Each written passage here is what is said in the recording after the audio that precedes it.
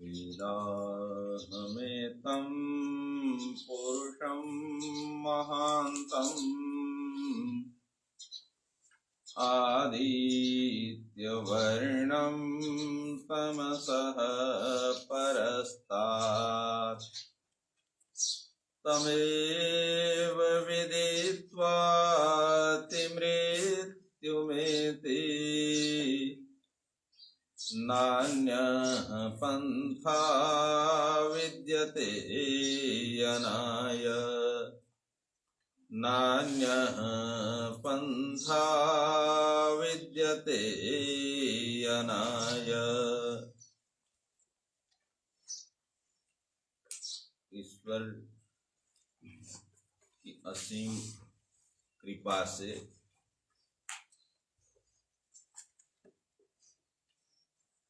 और हमारे पूर्व जन्म के सुकृत कर्म के कारण हम सबको दिव्य मानव शरीर प्राप्त हुआ है और इस मानव शरीर को प्राप्त करके इस शरीर के माध्यम से वेद, ईश्वर, धर्म,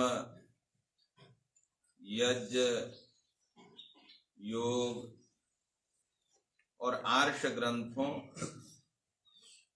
को जानने, समझने और तदनुसार जीवन जीने के लिए सुनहरा अवसर प्राप्त हुआ है।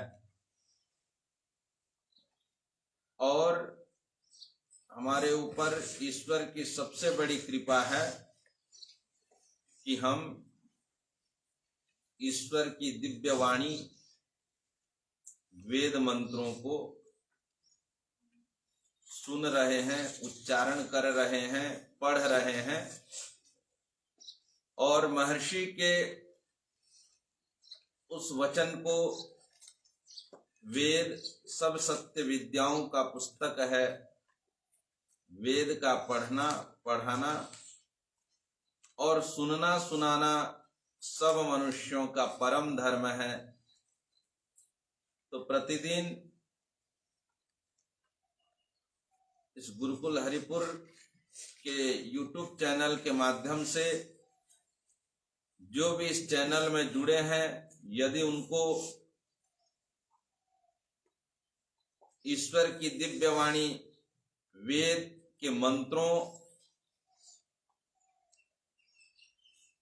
का ज्ञान नहीं है तो इस चैनल के माध्यम से श्रवण करके भी उन वेद मंत्रों को, जो कि ब्रह्म यज्ञ में मंत्र हैं और देव यज्ञ में मंत्र हैं, उन मंत्रों को श्रवण करके भी सबसे बड़ा धर्म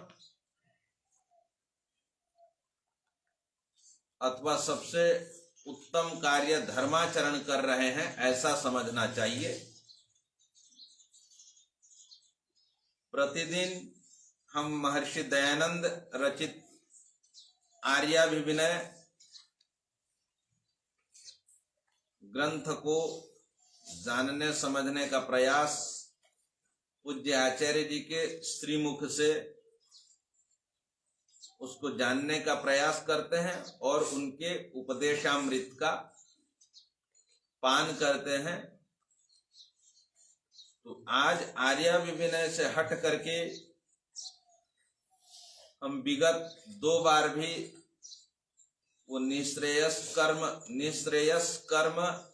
कौन कौन से हैं, आदि सम्राट महर्षि मनु किन कर्मों को अनुष्ठान करने से व्यक्ति निश्रेयस सुख को प्राप्त कर सकता है। एक अभ्युदय सुख होता है और दूसरा निःश्रेयस सुख होता है। अभ्युदय सुख का अभिप्राय है सांसारिक सुखों को प्राप्त करना, लौकिक संसाधनों को प्राप्त करके लौकिक सुख को, जो कि क्षणिक सुख होता है, अल्पकालिक सुख होता है, सांसारिक सुख कुछ समय के लिए हमको सुख देते हैं, किंतु आध्यात्मिक सुख अथवा निःश्रेयस अथवा मोक्ष अथवा तत्व ज्ञान से होने वाला सुख हमको निरंतर सुख प्रदान करने वाला होता है, किंतु वो तत्व ज्ञान भी यथार्थ ज्ञान होगा, तभी जाकर के वो निरंतर वो सुख का मार्ग प्रशस्त होगा। तो हम मनुस्मृति के एक श्लोक, जो कि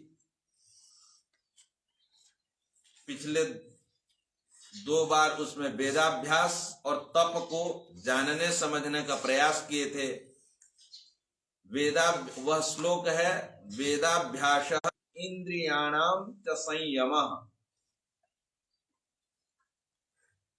धर्म क्रिया आत्मचिंता च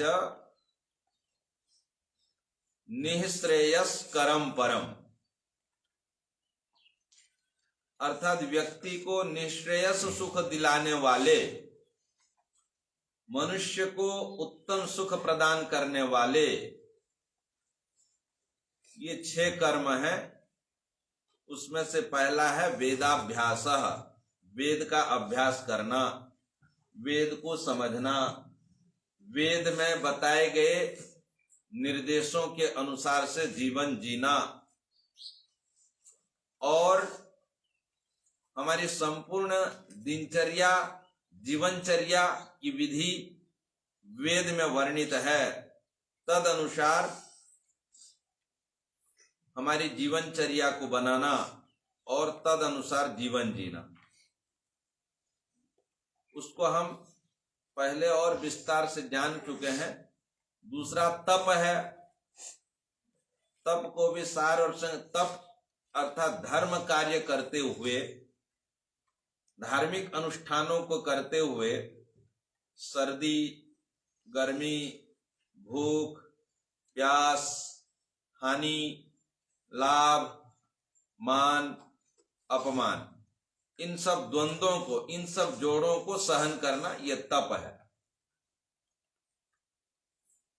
और बिना तपस्या के कोई उत्तम कार्य की सिद्धि नहीं होती। बिना तपस्या किए कोई व्यक्ति ईश्वर को जान नहीं सकता। बिना तपस्या किए मनुष्य भौतिक उपलब्धियों को भी प्राप्त नहीं कर सकता। और तप के द्वारा अथर्ववेद में कहा, ब्रह्मचर्येण तपसा देवाः मृत्युम अपाघ्नत। ब्रह्मचर्य रूपी तप के द्वारा, ब्रह्मचर्य का पालन करना एक सबसे बड़ा तप है। उस तप के द्वारा उस तपस्वी व्यक्ति मृत्यु को भी, अर्थात मृत्यु दुख से भी बच सकता है।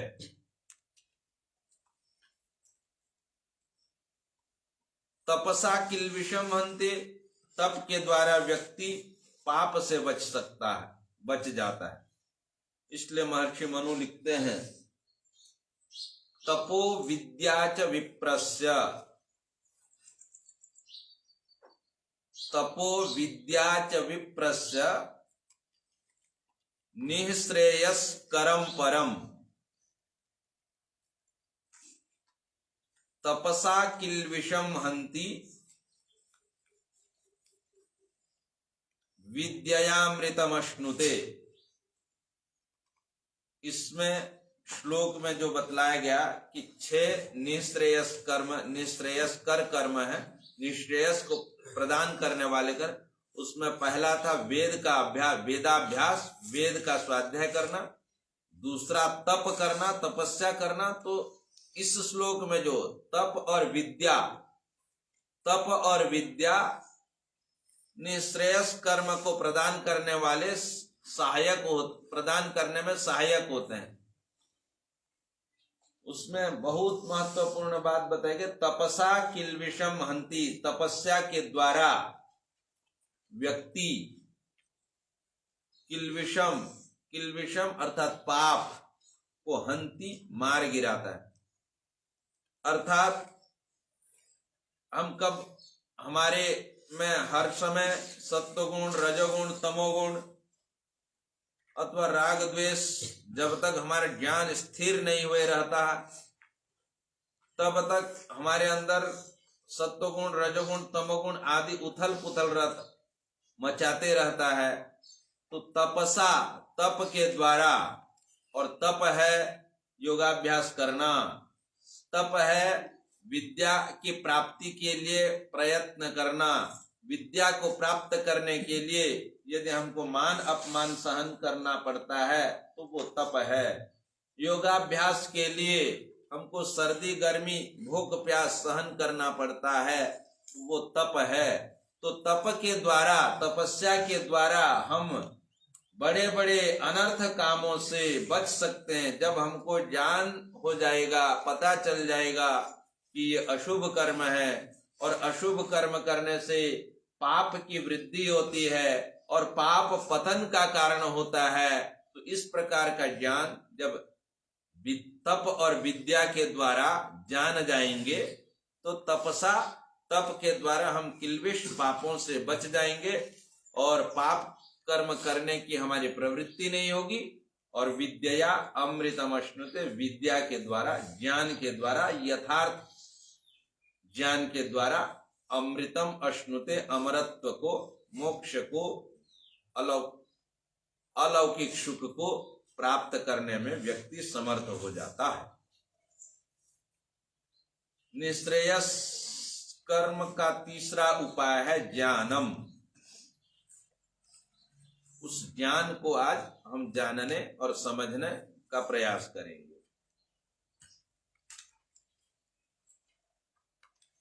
ज्ञान अथवा विद्या अथवा शिक्षा, महर्षि दयानंद जी ज्ञान की परिभाषा और विद्या की परिभाषा और शिक्षा की परिभाषा वो अपने ग्रंथों में भिन्न भिन्न जगह में भिन्न भिन्न प्रकार से किए हैं। और शिक्षा शब्द बनता है शिक्ष विद्योपादाने से, और शिक्षा की परिभाषा महर्षि दयानंद जी लिखते हैं जिससे जितेंद्रियतादि और विद्या की वृद्धि और संयमी, और विद्या की परिभाषा लिखते हैं ईश्वर से लेकर प्रकृति पर्यंत पदार्थों का विज्ञान होकर उनसे यथा योग्य उपकार लेना, वो विद्या है। मतलब प्रकृति से लेकर के परमेश्वर पर्यंत, परमेश्वर से लेकर के प्रकृति पर्यंत पदार्थों का विशेष ज्ञान, विज्ञान होगा, विशेष ज्ञान होकर जो पदार्थ जैसा है उसको वैसा जान करके उस पदार्थ से उपकार लेना ही विद्या है। और उससे विपरीत पदार्थ के वास्तविक अर्थ को न जान करके भ्रम में रहना, अंधकार में रहना, ये अविद्या है। तो यहाँ पर ज्ञान जो है वो निश्रेयस कर्म को प्रदान करने में सहायक कैसे हो सकता है? ज्ञान अथवा विद्या, और विद्या शब्द बनता है विद जाने से, और ज्ञान शब्द बनता है ज्ञान अवबोधने से। तो ये सब ज्ञान और विद्या, यहाँ पर जो ज्ञान कहा है अर्थात ज्ञान के द्वारा, अर्थात प्रकृति से लेकर के परमेश्वर पर्यंत पदार्थ, उसमें सभी प्रकार के पदार्थ आ जाते हैं, सभी प्रकार के वस्तु आ जाते हैं, उनको यथार्थ रूप में जानना, उसको वास्तविक रूप में जानना, और जान करके जब तक हमारा शुद्ध ज्ञान नहीं होगा, जब तक हमारा शुद्ध ज्ञान नहीं होगा, वो शुद्ध कर्म कभी नहीं कर सकता। और यदि शुद्ध कर्म नहीं होगा तो हमारी उपासना भी, हमारी पूजा पद्धति भी वो ठीक नहीं होगी। तो शुद्ध ज्ञान के बिना शुद्ध कर्म नहीं हो सकता, और शुद्ध कर्म के बिना शुद्ध उपासना नहीं हो सकती है। इसलिए यदि हमारी उपासना ठीक नहीं है, अर्थात ईश्वर को कृतज्ञता भाव प्रकट करने का तरीका ठीक नहीं है,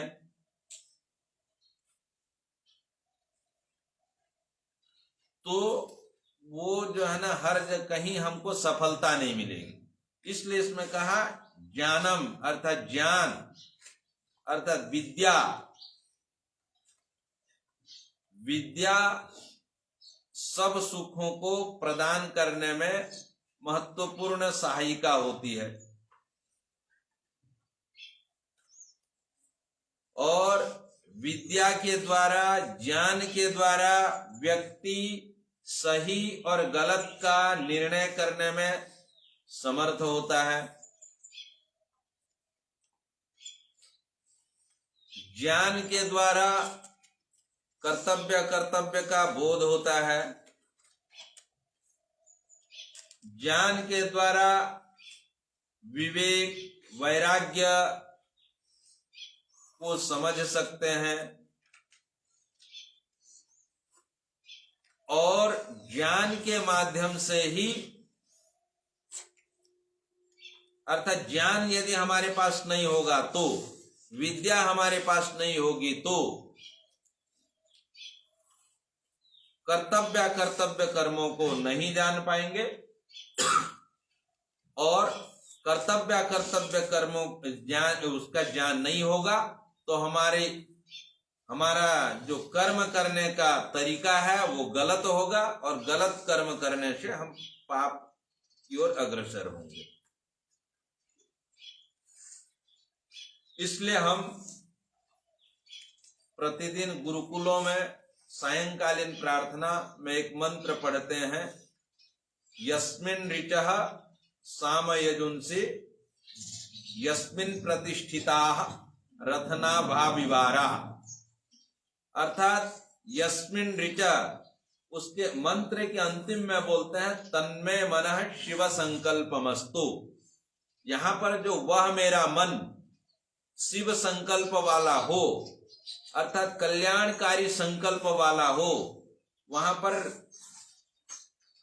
कई बार तन्मे मनः शिव संकल्पमस्तु आया है, तो इस मंत्र में तन्मे मनः शिव संकल्पमस्तु, अर्थात मेरा मन अविद्या से हट करके विद्या की ओर अग्रसर होने वाला हो।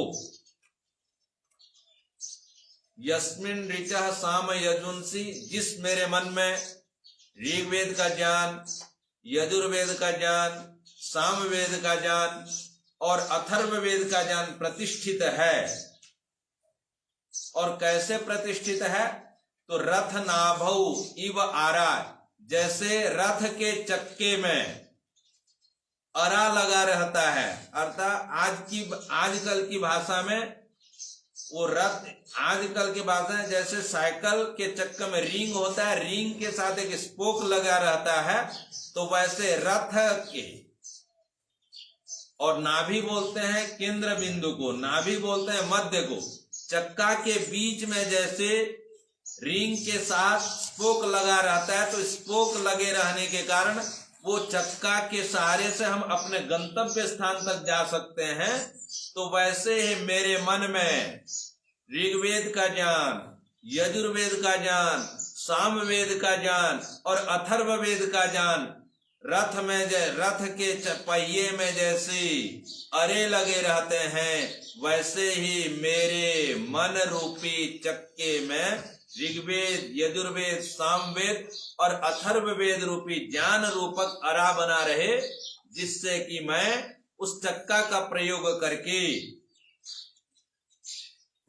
तन्मय मनः शिव संकल्पमस्तु, अविद्या को दूर करके, विद्या को जान करके, विद्या को प्राप्त करके, जो यथार्थ है ज्ञान, अर्थात जिसके माध्यम से व्यक्ति पदार्थ के यथार्थ स्वरूप को जानने में समर्थ होता है, उस ज्ञान को मैं प्राप्त करूं।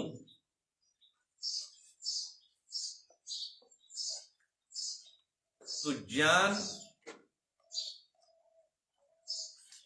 को प्राप्त करने का साधन क्या है?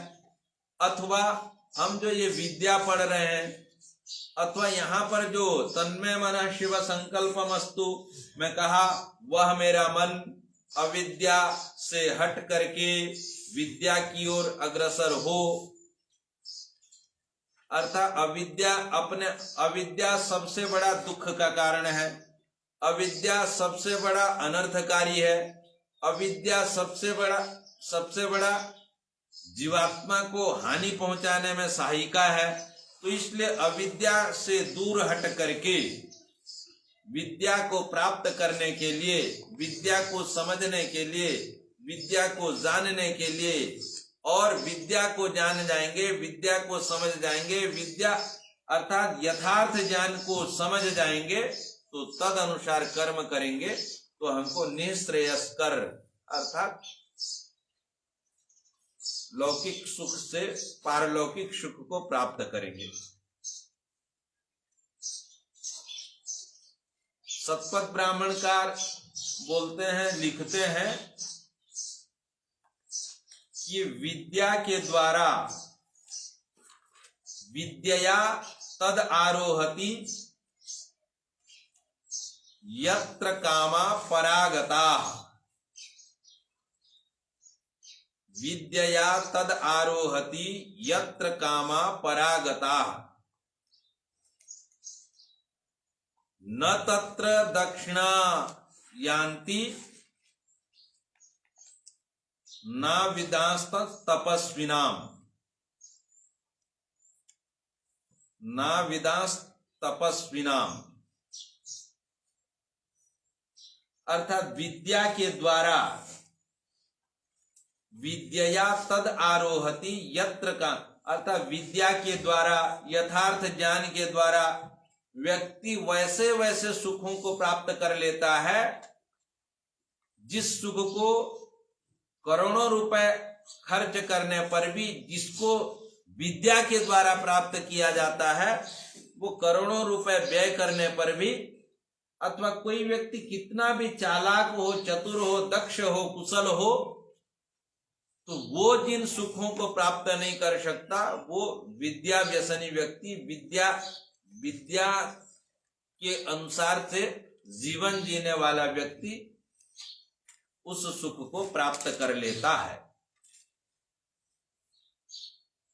न दक्षिणाम न तत्र दक्षिणा, उसमें कुशलता, यहाँ पर दक्षिणा शब्द कुशलता के लिए, चतुरता के लिए प्रयोग, अर्थात कुशल से कुशल व्यक्ति भी जिन सुखों को प्राप्त नहीं कर सकता, अथवा धनी से धनी व्यक्ति भी जिन सुखों को प्राप्त नहीं कर सकता, उन सुखों को विद्वान व्यक्ति, विद्या के अनुसार से जीवन जीने वाला व्यक्ति उन सुखों को प्राप्त कर सकता है। तो विद्या, इसलिए प्रत्येक व्यक्ति को विद्या की प्राप्ति के लिए और ज्ञान की प्राप्ति के लिए प्रयत्न करना चाहिए। और उपनिषदकार बोलते हैं कि विद्या देवलोक, और देव बोलते हैं जो दिव्य गुण संपन्न है, देव बोलते हैं ज्ञानी व्यक्ति को, देव बोलते हैं प्रकाश देने वाला, जो ज्ञान के द्वारा दूसरों के अज्ञान को नाश करके प्रकाश फैलाने वाला होता है। देवो दानाद्वा दीपनाद्वा द्योतनाद्वा। देव उसको बोला जाता है जो दीपक, जो प्रकाश देने वाला है। देव उसको बोला जाता है जो चमकने वाला है। देव उसको बोला जाता है जो देने वाला है। तो विद्या देवलोक, विद्या जो है ना देवलोक, अर्थात जहां पर देवता लोग वास करते हैं, जहां पर दिव्य गुण संपन्न, दिव्य विशिष्ट गुणों से ओतप्रोत लोग लाते हैं, वो है देवलोको वै लोकानाम श्रेष्ठतम। और विद्या को देवलोक कहा, और देवलोकों में सबसे अधिक श्रेष्ठ देवलोक है। इसलिए लोग तस्मात् विद्याम प्रशंसन्ति, इसलिए विद्या की प्रशंसा की जाती है। विद्या देवलोकः देवलोको वै लोकानाम श्रेष्ठः, और सब लोकों में से देवलोक श्रेष्ठ है। और इसलिए जहां पर विद्या के कारण, अर्थात जहां पर विद्वानों की उपस्थिति होती है, जहां पर विद्वानों का रहन सहन होता है, अर्थात विद्वान का अर्थ होता है वेदों को पढ़ करके, उपनिषदों को पढ़ करके, आर्ष ग्रंथों को पढ़ करके तद अनुसार जीवन जीने वाले का जहां पर वास होता है, वो ही सबसे उत्तम लोक है, वही श्रेष्ठ लोक है। इसलिए देवलोक को जाने के लिए अर्थात विद्या को प्राप्त करना अत्यंत आवश्यक है। फिर कहा, और एक जगह उपनिषद में लिखते हैं, यदेव तदेव कर्म श्रद्धया उपनिषदा करोति। अर्थात विद्या के द्वारा श्रद्धा पूर्वक, प्रयत्न पूर्वक जिन कामों को, जिन कर्मों को व्यक्ति करता है, तदेव वीर्यवत्तरम भवति, वही कर्म अधिक पुण्य प्रदान करने वाला होता है। यदेव विद्यया श्रद्धया उपनिषदा करोति तदेव वीर्यवत्तरम भवति। यद एव विद्यया, जिस कर्म को विद्या ज्ञान पूर्वक, पूर्वापर समझ करके, श्रद्धया श्रद्धा पूर्वक, अर्थात सत्य को धारण करके, अर्थात पूरी निष्ठा के साथ ज्ञान पूर्वक जिस काम को करता है जीवात्मा अथवा व्यक्ति, तदेव वीर्यवत, वह कर्म अधिक पुण्यप्रद होता है और अधिक फल देने वाला होता है। इसलिए प्रत्येक काम को, मनुष्य के लिए महर्षि दयानंद जी आर्योदय रत्नमाला में मनुष्य की परिभाषा लिखते बोलते हैं, मनुष्य वह है जो सोच विचार करके कार्य करे, बिना विचारे किसी कार्य को न करे। तो यहाँ पर यदेव विद्या श्रद्धया, अर्थात जो विद्या पूर्वक, ज्ञान पूर्वक, यदि व्यक्ति ज्ञान पूर्वक कर्म करेगा तो वहां पर उस कर्म को करने के बाद उसको और पछताना नहीं पड़ेगा, उसमें और प्रायश्चित करना नहीं पड़ेगा, यदि ज्ञान पूर्वक कर्म करता है तो। इसलिए यहाँ पर उपनिषदकार बोलते हैं कि यदेव विद्या, विद्या पूर्वक, ज्ञान पूर्वक, सोच समझ करके कर्म को करता है, वो हमको, वो कर्म अधिक पुण्य प्रदान करने वाला होता है, अधिक फल प्रदान करने वाला होता है और अधिक सुख प्रदान करने वाला होता है। तो हम जो यहाँ पर महर्षि मनु के शब्दों में निःश्रेयस्कर कर्म, ज्ञान कैसे निःश्रेय पारलौकिक सुख को प्रदान करने वाला है, तो आरण्य ग्रंथकार बोलते हैं केन ब्रह्मत्वम क्रियते। प्रश्न पूछा गया, ब्रह्मत्व की प्राप्ति अर्थात ब्रह्म को जानने का साधन क्या है, अर्थात परमात्मा को जानने का, परमात्मा को समझने का, परमात्मा को सर्वव्यापक मानने का वो उपाय क्या है, साधन क्या है? केन ब्रह्मत्वं क्रियते, तो उत्तर में बोला त्रैविद्येति, त्रैविद्या। हम जो तन्मे मनः शिव संकल्पम अस्तु में पढ़ रहे हैं, वह मेरा मन अविद्या से हट करके विद्या प्रिय हो। तो यहां पर त्रैविद्या, त्रैविद्या अर्थात ज्ञान, कर्म और उपासना। अर्थात हम जो शुरू में भी अभी बोले, शुद्ध ज्ञान के बिना शुद्ध कर्म नहीं हो सकता, और शुद्ध कर्म के बिना शुद्ध उपासना नहीं हो सकती। तो ब्रह्मत्व को प्राप्त करने के लिए, और ब्रह्म को प्राप्त कर लेने पर, ब्रह्मत्व अर्थात ब्रह्म को जानने संबंधित योग्यता अपने अंदर हासिल करने के लिए, ईश्वर को जानने समझने की योग्यता बढ़ाने के लिए त्रैविद्या का सहारा, त्रैविद्या को अपनाना पड़ेगा। और वो त्रैविद्या है ज्ञान, कर्म, उपासना। और हम जो 6 कर्म पढ़ रहे हैं उसमें से पहला इस त्रैविद्या में पहला उपाय है ज्ञान। निश्रेयस को प्रदान करने वाले जो 6 कर्म हैं, उन 6 कर्मों में से आज हम जो तीसरा ज्ञान को पढ़ रहे हैं, और आरण्य ग्रंथ के अनुसार से केन ब्रह्मत्वं क्रियते, ब्रह्मत्व को प्राप्त करने के लिए ब्रह्म को जानने का सामर्थ्य का साधन क्या है, तो उसमें सबसे पहला ज्ञान को लिया। ज्ञान यदि हमारा ठीक होगा तो कर्म ठीक होगा। तो ये ज्ञान को प्राप्त करने, अब ये विद्या, वो सतपथ ब्राह्मणकार बोल दिया कि विद्या के द्वारा सब सुखों को प्राप्त किया जा सकता है। उपनिषदकार बोल दिए कि विद्या पूर्वक जिन कामों को करने से वो कर्म जो है ना सबसे उत्कृष्ट फल देने वाले होते हैं। और मंत्र भी बोल दिया कि मेरे मन में ऋग्वेद, यजुर्वेद, सामवेद, अथर्ववेद का ज्ञान है। तो किस प्रकार का ज्ञान को प्राप्त करने से ये सारे सुखों को हम प्राप्त कर सकते हैं?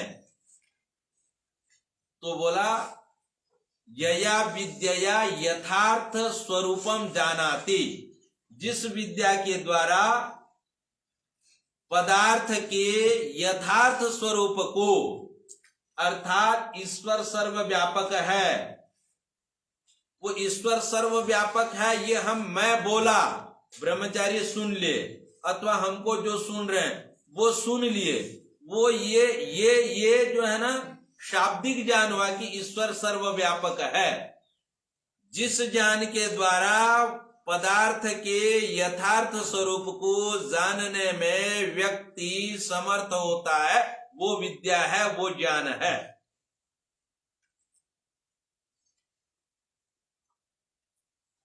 तो ज्ञान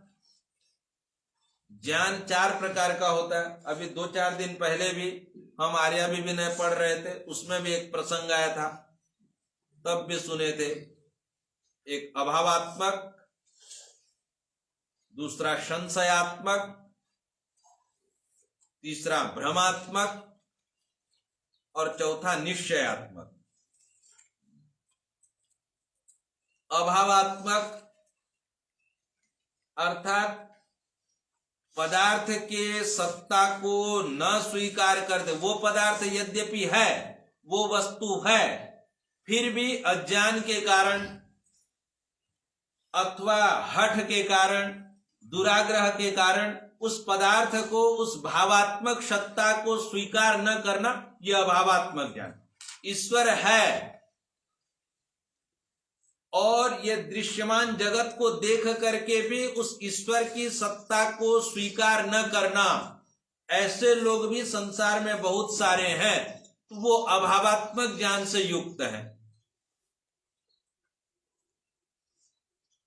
और एक संशयात्मक, पदार्थ तो है किंतु उसमें संशय करना, वो पता नहीं है अथवा नहीं है, कुछ लोग। और एक होता है भ्रमात्मक, भ्रम, पदार्थ तो है, जैसे उदाहरण के द्वारा हम अंधेरे में जाते रहते हैं, वो कई बार सुबह हो तो भ्रमात्मक एक ही पदार्थ में विपरीत ज्ञान हो जाना, अथवा अंधेरे में रस्सी को सांप समझ लेना अथवा खूंट को और के भालू समझ लेना, ये भ्रमात्मक ज्ञान है। और चौथा है निर्णयात्मक निश्चयात्मक ज्ञान, जो पदार्थ जैसा है उसको वैसा, अथवा हमारी तत्परता के अभाव में ये ज्ञान बदलते रहता है। अर्थात जब हम विवेक वैराग्य की ओर से हट जाएंगे, साधना स्वाध्याय योगाभ्यास से हट जाएंगे, तो हमारे अंदर फिर वो विपरीत ज्ञान, अधर्म, अन्याय, अनीति करने की प्रवृत्ति हो जाएगी। तो जिस दिन पूर्ण रूप से हमारे अंदर निश्चयात्मक ज्ञान नहीं हो जाएगा, निश्चयात्मक ज्ञान के बिना, निश्चय यथार्थ ज्ञान के बिना हम जो ये निश्रेयस को प्राप्त करना चाहते हैं, वो निश्रेयस कर्म, वो निश्रेयस उत्तम सुख को प्राप्त करने का हमारा सामर्थ्य हमको नहीं प्राप्त होगा, नहीं हो सकता है। तो ज्ञान प्राप्ति करने का साधन क्या है? ये तो हम पढ़ लिए कि ज्ञान 4 प्रकार का, अभावात्मक, संशयात्मक, भ्रमात्मक और निश्चयात्मक। तो इन निश्चयात्मक ज्ञान को प्राप्त करने का साधन क्या है? तो बोला 3 प्रकार से।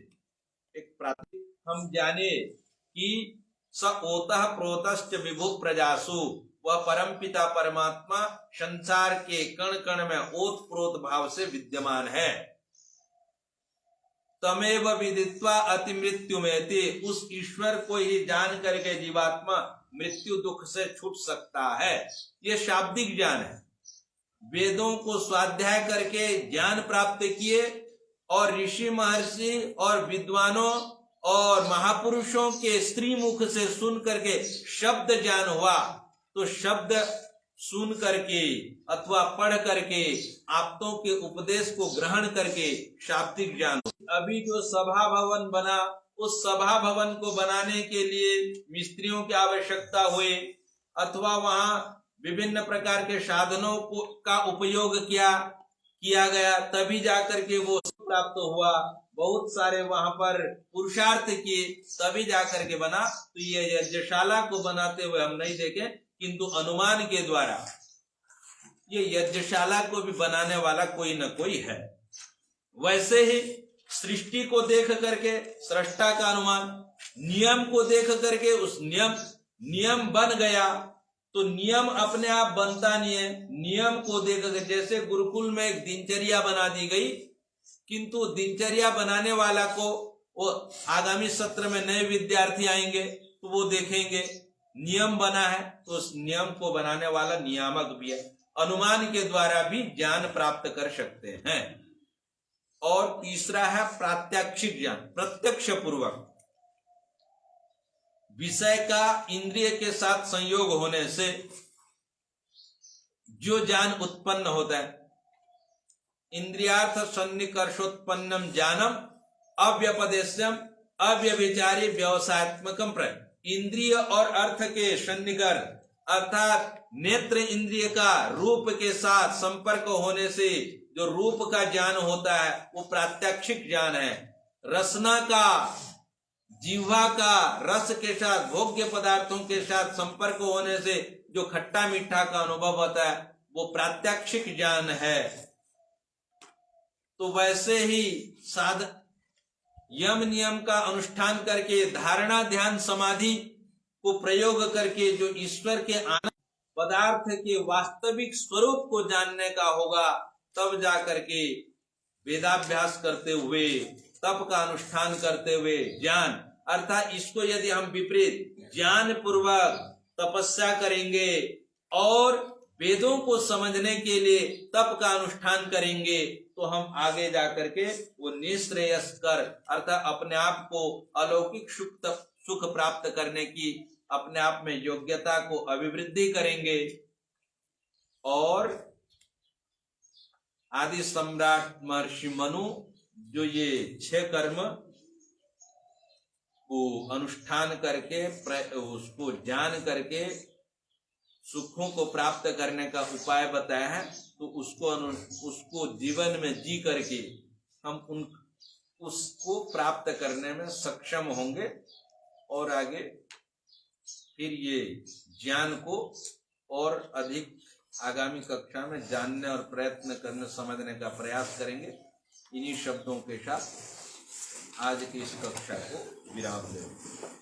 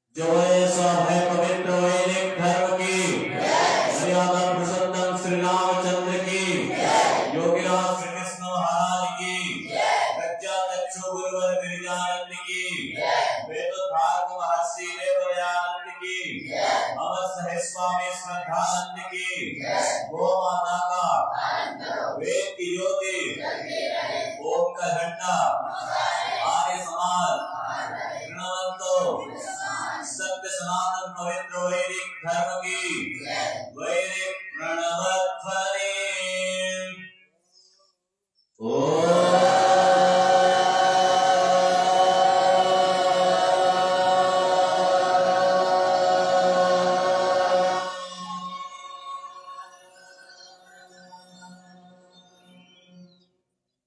Wait,